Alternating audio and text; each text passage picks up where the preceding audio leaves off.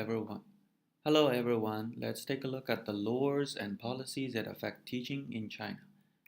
The first law is the Law of Chinese Compulsory Education, which is adopted in 1986. This law requires all Chinese children to get a primary and middle school public education, and parents do not have to pay tuition fees. They only need to pay a small amount of fees for books and uniforms. And this law is very important for the Chinese society because I always hear the story from my father of how he dropped out of middle school because my grandfather couldn't pay for his tuition. The second law I'm looking at is Teachers' Law of China, which is adopted in 1993.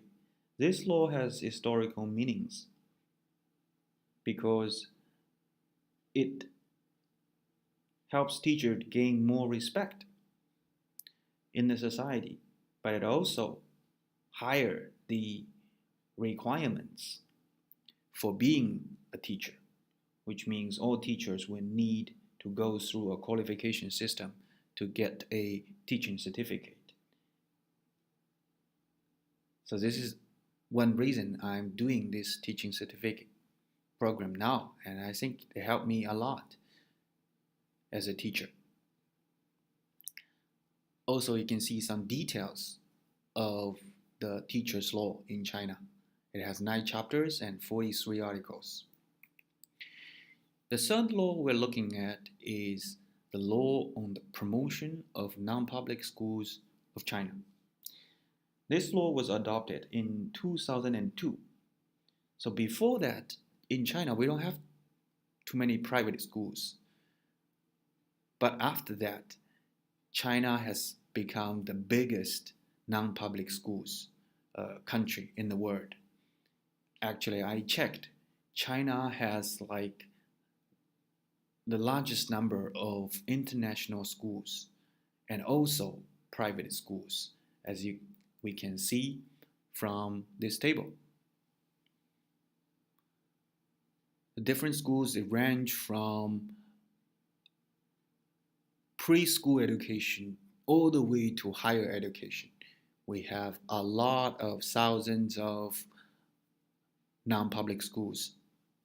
And actually, my former employer is also a training institution, the biggest training institution in China, which is called New Oriental. And now my current employer is also a non-public school, a private school. Or you can say it is an international school, but I don't think it's a real international school. The last one I'm going to talk about is the recent policy that about China is going to ban all the for-profit private schools in compulsory education program, which means if it is a private school and if it is for profit and it is from grade 1 to grade 9, then the Chinese government is going to ban it. And this policy will take effect on September 1st, 2017. And currently China has like 162,000 private schools. So a lot of teachers panic. Actually, my colleagues also panicked. They thought my school is going to be shut down and we are going to lose our jobs. But actually, that's not true. Because in the law, in the policy, they said for profit. But none of these private schools registered in China define themselves as a for-profit school. So actually, we don't have to worry about anything. I think it's more of the Chinese government want to increase their control, increase their influence over these non-public schools. So they don't totally lose the next generation in those private schools.